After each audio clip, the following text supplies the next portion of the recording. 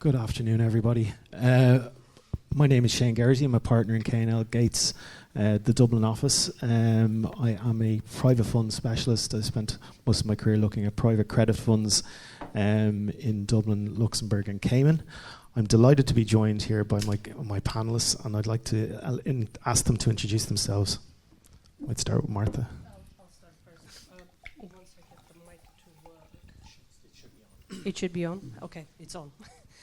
So good afternoon, everyone. Marta Stoyanova. I'm a director at the leveraged finance team in the corporate analytical side with S&P Global. I bring forth 20-odd years of experience in executing leveraged finance transactions, but also private credit increasingly. Michaela, over to you. Great. Hi, everybody. My name is Michaela Campbell. I work at Hafen. Hafen is a credit-focused fund. We have around 31 billion euros of assets under management. I'd say that's split about 70% private and 30% liquid credit. We also have a small private equity solutions business. I joined about a year ago to set up a portfolio monitoring function for private credit. And before that, I was at BlackRock and their direct lending team in investment risk. And before that, many years in leveraged finance at GE Capital across London and Abu Dhabi. Hi, I'm Nicolas Nedelec. I'm a partner at Eurazeo. Eurazeo is headquartered in Paris. It's a listed diversified asset manager doing private equity and private debt. We have 40 billion euros in total across all asset classes, with private debt accounting for a quarter of that, and we do mostly direct lending there across Europe. Okay, thanks very much for everyone's attendance today. In terms of scene setting, I suppose there's been a lot of talk about private credit as an asset class, and 2024 was a particularly good year in many ways from a capital raising perspective, but noting that there was a concentration with many of the bigger managers getting the lion's share of the capital raised. Despite that, I think there's been an opportunity for other managers to enter the space, and obviously firms like your own, Nicola and Michaela. Could you give me an outline or the audience an outline as to the opportunity set from a European perspective from borrowers' side, and also do you think Europe is an attractive place for European investors given the changes that are happening in the market? Who'd like to jump on that one first? Michaela? I can go. I mean, obviously we've seen explosive growth in the US, right, in direct lending. I think that obviously given that the US operates under one restructuring regime means that the barriers to entry are very low, and so it's become a very commoditized type of activity. Whereas in Europe, I mean, obviously we've also had huge growth, but things just operate under a slightly different dynamic because we have a collection of different markets that are operating under that European umbrella. And, obviously following the bank retrenchment after the GFC, private credit has become firmly established as an alternative asset class to leveraged loans and high-yield bonds. But being local to each geography, which is obviously something that at Hafen, for example, we have established, means that we have boots on the ground with folks that have very deep relationships with management teams and with sponsors, and that's incredibly important to our borrowers and our sponsors. They want to understand who they're working with. They want to know their financing partners really well. These relationships have been built over many, many years. I know on the previous panel they were talking about trust. Trust is the currency of this market, I think. And so, it just kind of avoids that situation of negative selection bias where you're trying to close a deal from London in, say, Madrid, right? So if you have people on the ground who understand the local economy, etc. And then in addition, having experience in restructurings and workouts in different jurisdictions is obviously key because everything operates slightly differently and you need to understand local rules and guidelines. But then more than that, in Europe, just being seen to be that reliable source of funding, able to provide bespoke financing solutions that the banks generally are less able, less willing to provide is absolutely key. But then I think also being that reliable partner when things don't go according to plan, and when you see a bit of stress, and having someone kind of alongside you who is willing to work through the process with you has just been one of the big reasons that I think private credit has grown so much and been such a go-to solution in Europe. No, and definitely there's still a lot more to do in direct lending. It has grown exponentially in some countries. It's already fairly mature in the UK, in France, Germany to some extent, but there's still a lot more to do in Southern Europe, Northern Europe, Scandinavia. It's still pretty much a bank stronghold, but first tracks are showing, so still a lot of growth ahead of us. And then all of the adjacent markets also opening up in asset-backed financing, in infrastructure, where we are seeing the same trends working against banks and in favor of funds. And our investors are now pushing us to create new funds with new structures to serve this market. And then on top of that, you've got these very topical themes, defense, data center and AI, where we will see both investments going into hardware, infrastructure, but also all of the ecosystem around that, with all of the service providers and suppliers to design, maintain, and service all of these assets. So it's fair to say there's a lot going on there. In terms of the market conditions, and I think, Michaela, you just referenced, the usability of firms like yourself and the ability to be adaptable to what borrowers need in particular instances. It's fair to say that a lot of people have commented that private credit has been pretty resilient in terms of the last few years. It's been tested in terms of, higher inflation rates, higher interest rates. In terms of the arrangements that you see more regularly with borrowers, and maybe what they are looking for from a solution perspective, say there's maturity walls or so forth coming, what do you see as the most used forms, or is there a standard that you use for those kind of arrangements? Well, generally speaking, I think people, and in Europe especially, they've been fairly disciplined on the structuring side and on the due diligence side. So you don't have massive defaults in the private credit space so far. Most of what we've seen and what we've been doing is basically amending and extending and being, as Michaela said, generally this partner to the borrowers and the sponsors, and chiefly borrowers, because you get to create these relationships over time, which will then eventually put you in a good position to finance the next deal, because it's really a long-term play. And for investors, it's a net benefit there as well, because one of the key criticism of direct lending initially was that it would be a short-term fix for borrowers that couldn't find banks, and you would get refinanced in 2 years' time. Well, it never happens. And our holding periods, they tend to be longer, and we get fees along the ways for buy and builds and stuff. So it's generally a very positive thing. I think if I can overlay sort of the experience and the data that we have also from the US market, which is a little bit more mature than in Europe, and what we see and how it compares to European trends, which are a bit more private when it comes to data collection. But in terms of deployment of capital, certainly there's been an explosion in the last 3 years. So we've seen, when it comes to mid-market CLOs, as the most established vehicles for sort of a broader distribution of private lending or private credits. That has sort of more than doubled over time, both when you look at it in terms of underlying assets. So they've grown from 1,200 to about 2,700 in the last 3 years. And in terms of assets under management, that number is sort of still is the same. It's duplicate factor. And when you look at the resiliency, even if majority of the underlying credits in mid-market CLOs is on the lower end of the spectrum, so we're talking about B minuses being predominantly sort of the major contributor to the portfolio. The default rates, if you look at conventional default, has actually been lower through the cycle, both through COVID and through in the latest data 2024. We've seen a little bit more pressure in 24, but that number is still sort of fairly low and lower than the public BSL markets. What is interesting, however, is if you look at selective defaults, So if we collect the data as amend and extends, like Nicolas said, is the most common factor of supporting a company. The other is allowing that cash flow breathing space by converting the underlying margin to PIK.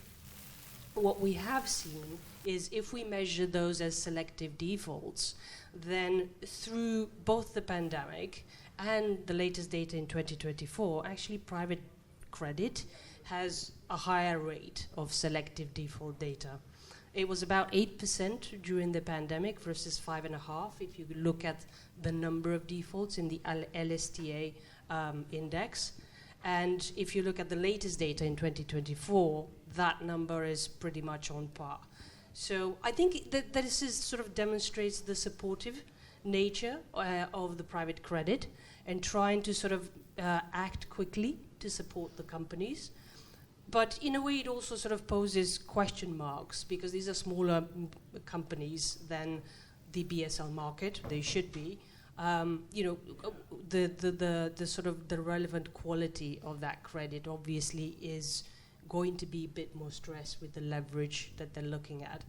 But if you look at the broader sort of fairly buoyant macroeconomic backdrop, that should not sort of be a cause of concern.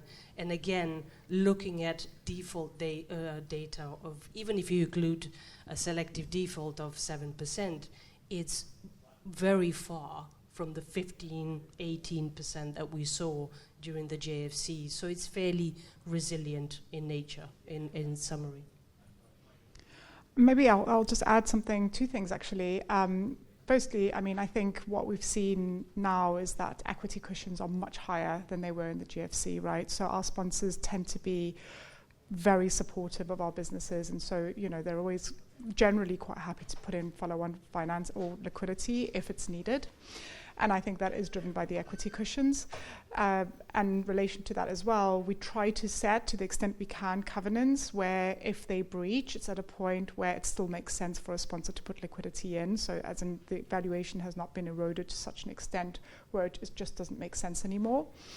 And then just coming back on the point on PIK, I mean, obviously selectively we do use it where we think it makes sense, and we might allow a borrower a very short period of picking their interest just to give them that little bit of breathing room. We always charge a premium because we're obviously now in a higher risk environment, so we want to use it as a disincentive and get them back to paying cash interest as quick as possible.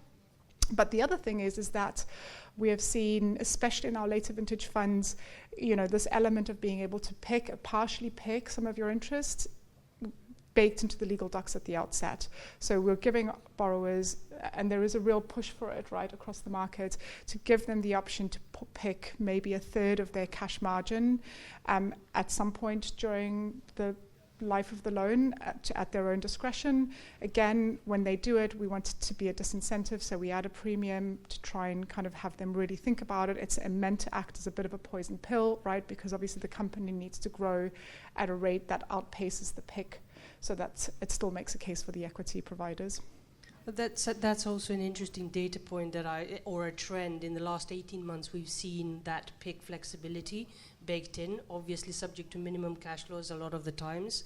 And in the US in particular, that number has grown to about 15 to 20% of our rated portfolio. So those 2,700 credits that I mentioned already have that baked in during the last amend and extend in the last 18 months. But anecdotally, I would say, looking at our own book, we have relatively low pickup of that. I mean, people just don't really tend to use it. So say half the fund, like one of our funds, half of the fund has the option, around 5, 6, 7% tend to use it. So it's relatively low. Yeah, no, it's fair to say that we don't see a lot of companies using them. It's a feature we see pretty much everywhere now, for sure, and it's part of the usual suite. And I think we can thank our friends, the lawyers, for using precedent, and that's mostly why we see them. It's not because it's there that people will use it. It's really interesting stuff there. And in terms of it's maybe something just to touch on in terms of the covenant environment. Do you find that the covenant environment is getting challenging, where lenders are reducing the level of covenants within the agreements, or is it pretty stable in your view? Well, at Eurazeo, we tend to do lower mid-market deals, so debt volumes below 100 million euros. And it has been fairly stable over the past 2-3 years. So, it's you've got your leverage covenant and then negative, positive covenants. And we haven't seen big changes there. Yeah, I'd say the same for us. I mean, to the extent that you're looking at a larger transaction, it tends to be the covenants are looser, but in the kind of more mid-market space, it's obviously more aggressive from 12 months ago, but we would be very prepared to walk away from a deal where, to the extent that it's too aggressive, and we haven't. So it's still stable. And on our side, we see that sort of discipline when it comes to maintaining covenants and, having companies on a tighter leash. That flexibility might be a little bit higher for those that are buy and build stories. So it really depends on the underlying company as well. And again, the supportive angle of the private credit debt. But by and large, there is discipline.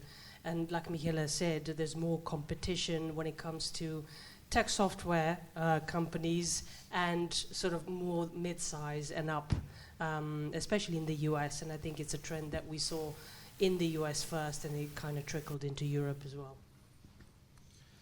I suppose moving on to the major topic on the panel today is the democratization of private credit, and there has been a lot of activity in this space in the European context. Certainly, with we've got LTIF, we've got LTAF, we've got AIFMD2, we've the Savings and Investments Union initiative by the European Commission. There's a lot happening in that space. There's a new US administration that is very much focused on a deregulation of markets and moving to more principle-based, more disclosure-based arrangements. The US has obviously had tender offer funds for a long time and interval funds for a long time. The market for LTAFs and LTIFs is predominantly aimed at retail investors or high net worths. How do your respective firms look at that market, and in particular how are you looking at the management of the liquidity features that may be sought for these kinds of products? We've been doing that for a fairly long time now. We launched our first retail vehicle 10 years ago, but we've seen really volumes picking up there over the past 2-3 years. So really an acceleration in the recent past. It takes a lot of time building the relationship with the distributors because you don't distribute it yourself directly. So you need to go out there, educate all the salespeople, make sure they understand the product and the challenges that come with the product, chiefly liquidity management. Well, you've got two things really. You've got disclosures, indeed, and it's good that we have more regulation because it structures the market, makes sure that everybody is aligned in terms of messaging and data you disclose, and make sure that people really understand what they are buying into, because what you don't want to have is someday when there's a big market turnaround and everybody, start hating the asset class basically because they have bought into something they don't understand. So there's a lot of education, and then liquidity management is the same thing. You have a tension all the time between putting your assets to work so that you can get your returns, and people come for the asset class because it's high yield, of course. And keeping enough cash so that you can deal with your liquidity management. And you need to find something which is well balanced. It means sometimes investing into more liquid assets, so you will have your core direct lending offering in the fund, and then a bit of leverage loan maybe, or things that are slightly more liquid, CLO pieces, CLO tranches. And then you can meet your two ways of getting liquidity for the investors. Is you've got your normal pace of redemption and liquidity gates. And increasingly, we are seeing demand for not just quarterly liquidity, but then monthly liquidity and monthly valuations, daily valuations, which will be a huge challenge going forward because that means investing in teams, investing in IT, investing in processes, which is a massive infrastructure. I mean, I suppose from Hayfin's standpoint, we see the demand, but I think we sort of think about our strategic growth in a very measured way. So it's not really, we haven't really ventured into the space of structuring retail vehicles at this stage. But obviously we're very thoughtful about what are the pain points for our investors. We're very focused on institutional investors and how can we alleviate some of their pain. And so, you know, for example, there's the emergence of evergreen funds, which very much target institutional investors and their wish to kind of manage their long-term allocations into the asset class in a very cost-efficient way by avoiding that need to kind of re-up and go through the whole burden of trying to get approvals again every 3 years. And so, and then, you know, that does resolve a little bit some of this need for liquidity, because one of the crucial ways of structuring these funds is to make sure that liquidity into and out of the structure can be met organically, given the liquidity limitations of the underlying asset class. And I think that's something that we've kind of explored more rather than on the retail side. And I think from S&P's standpoint, if you sort of prioritized the desire of GPs, how we see it, to meet these demands, I think the number one sort of holy grail is doing the liability matching, so extending that maturity, and also providing guaranteed returns, which lends itself quite naturally to real estate, to infrastructure projects, etc. But also sort of overlaying all of that is the transparency aspect. That sort of the touch points are, you know, reporting, but also risk management and risk sort of reliability and reporting for those type of investors. And as secondary, there is always interest in the retail part, and for both of these sides of the equation, liquidity is the key source of how, you know, the thought problem of how do we resolve this for these investors. Valuations and providing valuations on a daily basis or a preset basis, or sometimes even on an ongoing basis, real time, is a challenge and is an ask that has begun with actually LPs about 2 years ago or 18 months ago, and now increasingly is understood as a necessity by the GPs as well. So that's visibility, that transparency, that valuation aspect is definitely sort of playing a key factor in unlocking structure, and the types of products that enter these vehicles is another aspect. The broader sort of underlying that you can provide, the better risk management and the bit better appeal you will have, particularly for the DC pension schemes and the SIPs, etc. And there's also a more functional secondary market for private funds now. Back in the days, it was mostly about private equity, and you didn't have specialists for private credit, so that wasn't really working, because buyers had low price expectations, and obviously sellers sitting on performing assets with no upside, they were not willing to accept discounts. Well, now we have specialist buyers, we have specialist banks that are willing to finance these purchases, and we've come to a point where, well, both of them can meet halfway, and that definitely opens up avenues for investors to come into the asset class. Because even if it's illiquid at asset level, you can do something at fund level. And in terms of the retail aspect of this and the opportunity set for more retail-focused type of investors, from your own respective positions, in terms of the distribution of those, that's obviously a key to all of this and unlocking that. What other challenges would you see as being, you know, fundamental to there, and what's the opportunity set? Well, challenge is definitely education. Of course, approaching the networks and making insurers, banks, and making sure you strike the right partnership where the economics will work for both sides. But then it's a matter of education so that you get the right message to your end customer, and then all of the infrastructure behind you, because you need to be able to serve everybody. So that means making everything more automatic on the reporting side, on the valuation side, and making sure that you can't have a glitch in your system. You have an issue in your flagship institutional fund. It's important, of course, and people will be annoyed, but you can call your main investors, and you can, you work it out. With your retail investors, you can't have that. And their benchmark is public markets. And these markets, which are extremely mature, extremely well organized, where there's a certain type of communication, So you need to increase all of your standards. Eurazeo is listed as a firm, so we are aware of the way it works, and we are aware of dealing with a retail customer base already. And through our VC business, we've been doing retail VC funds for decades. It's a job. It's a full-time job for full teams. It's not something you can improvise. And you read in the press every other day that people are thinking about launching something. Well, it's really a challenge. There's a lot of people thinking about doing that for the last 18 months, and they're yet to do it. So I totally agree. I mean, there are challenges when it comes to the nature of communication, and that the investor base that you're dealing with is of a different variety and a different nature. With your even with the level of LPs, I read somewhere that basically there's been an explosion in the number of LPs, mainly family offices and high net worth individual private funds.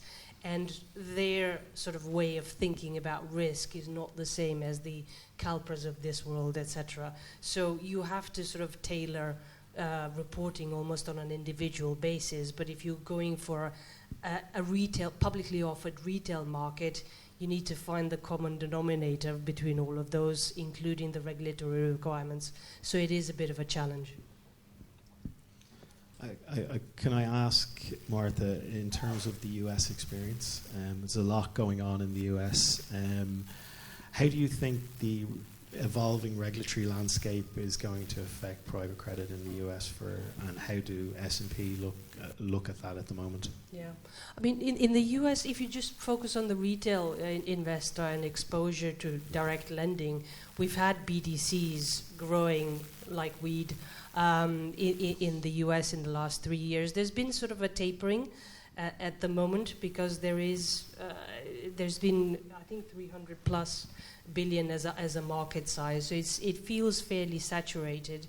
And even though BDCs are a regulated product, they sort of have a limit when it comes to the amount of leverage you can use. And in terms of types of products that you can, or asset base that you can have inside, it's both equity and debt. You can have private and public. But what we have seen when doing our analysis is about 80% of the portfolios for these, both publicly traded and non-publicly traded BDCs, it's actually been private credit. So it's been the main source of exposure. The liquidity aspect was a bit of a teething problem at the beginning, but I think it's well understood that it's not something that you have to do it at regular predetermined intervals, normally 30, 60 days. So that sort of could be a barrier to, and the reason why there was an explosion to date, because you wanted to have access to that asset class and the growth in that asset class, but it also could provide sort of a natural limit to how much you can have, because there is that liquidity thing that needs to be solved. I mean, the other thing that we're looking at, admittedly this is niche, but for the time being, but there's tokenization, and there's sort of it's more of a digitization and using blockchain to basically open up and solve questions like liquidity, like transparency and efficiency as well in terms of management fees. But to be honest, that's still sort of a very niche. It's grown a lot. 66%, I think, is a stat that I read somewhere in the last year.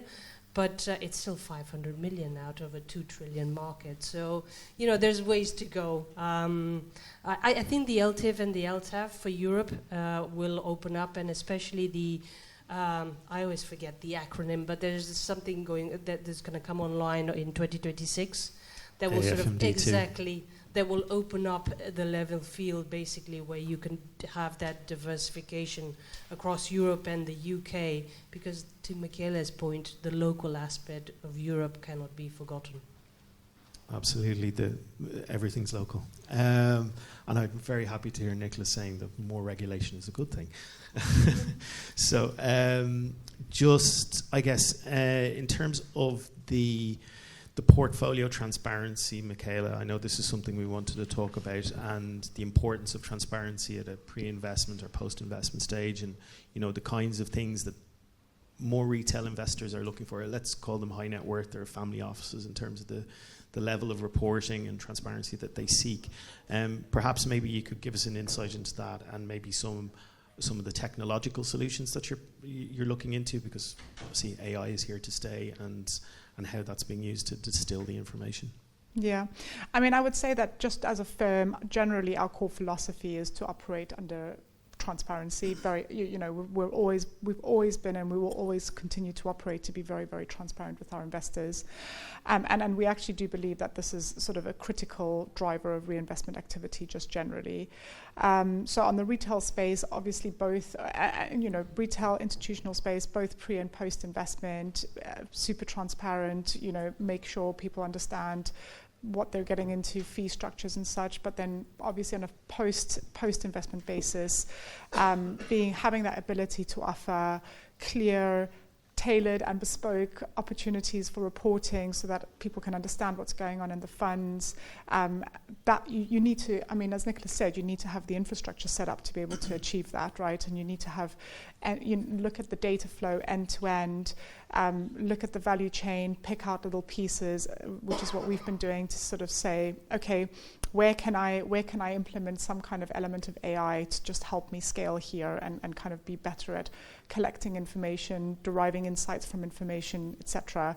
And the market is changing so quickly. I mean, there's just constantly more development, and so staying abreast of that is just something that's I spend a lot of time on, and I kind of speak to a lot of people and what they're offering and how they can help us solve these problems.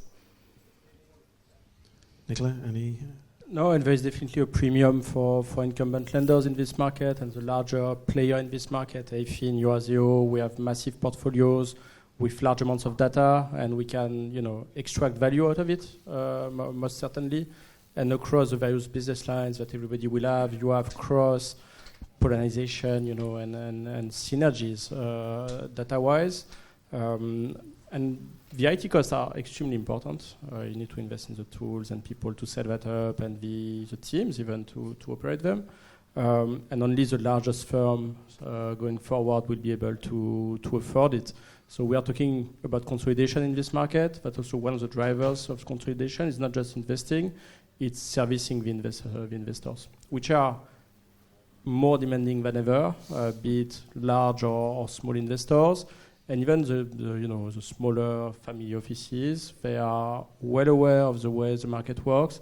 They have had guys like us coming to their offices for 10 years now, so they know it works. And you can't take shortcuts, and you need to be transparent. And again, have the data to back everything you say. And Martha, on the data point. Yeah, I think we've definitely seen a shift from I know my credits to I can also report on them and offer sort of and answer whatever question the sort of the investor would have, whether it be LP, retail, or whatever. So there's definitely been an increase in demand for tools for monitoring and tracking your investments, but also third-party valuation and sanity checks of whatever sort of the question mark posed by the LP is.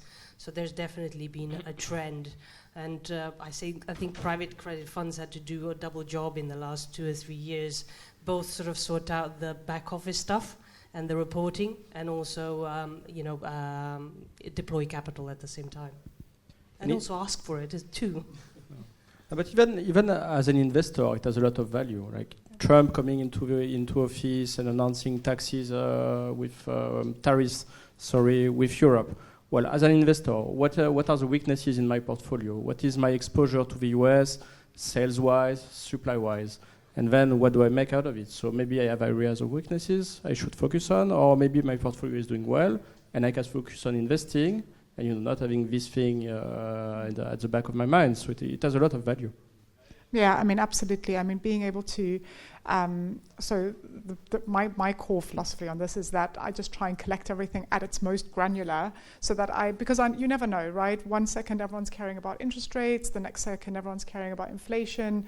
Then, we have a new US administration, and we need to be able to answer these questions quickly without, manually going off and trying to collect data again. So, just collecting information at the most granular so that you have whatever you need with whatever's going on in the market is super important.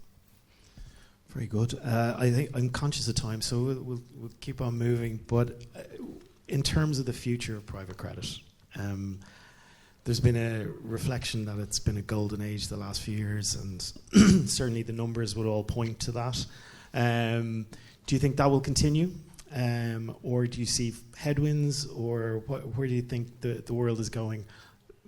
Statistics I've read in the last month have shown that deal flow is pretty low in the US. There's been a reduction in the amount of originations that have been made, but that doesn't mean that Europe will stop. And obviously the Savings Investments Union, the new initiative by Germany investing in defence, all of these things that are happening in the world. Do you think the private credit golden age will continue? Well, I see no reason why it shouldn't be less golden, honestly. So we have had the gold rush, and everybody has been rushing there and building funds, building teams, and building networks. But the amount of deals to be financed going forward is huge, and especially in Europe, where this fragmentation is a core driver. Banks won't be back anytime soon. At the higher end of the market, for sure they will, but the core mid-market that we'll address, it doesn't really make sense for them. So maybe we'll see partnerships, but there is space for everybody. And then we are in the transition years, for sure, where everybody is investing and structuring and the regulation is adapting. But the volume and quality of deals has no reason to change. And maybe with a few months, quarters of reduced M&A, but the long-term trend is very positive. Yeah, I mean, I completely agree. Firstly, having a big existing book of business means that you can continue to have that reliable source of deployment. Having proven to be a resilient and reliable source of funding, I don't see why that would go away. I mean, it's now just established as a source of funding within the market. In addition, there's ongoing innovation. There's new subcategories and sub-asset classes growing, NAV financing and asset-backed lending. Secondary markets are developing, the retail space, it's just, there's more and more innovation to meet the demand out there. I mean, on the headwind side, I would say, it's the usuals, ongoing higher interest rates, like inflation, geopolitical risk, how could that affect our borrowers?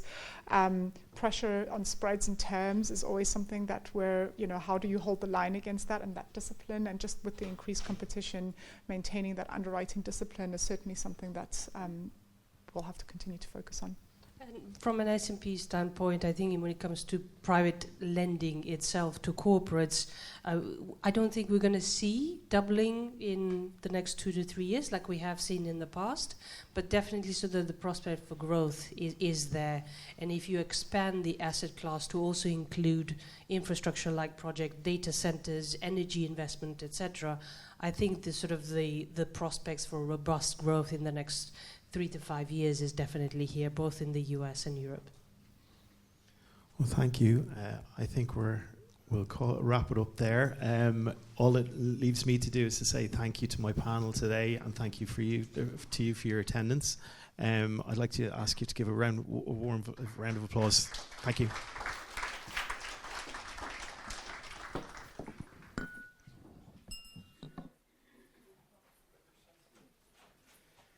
Thank you very much to Shane and the entire panel.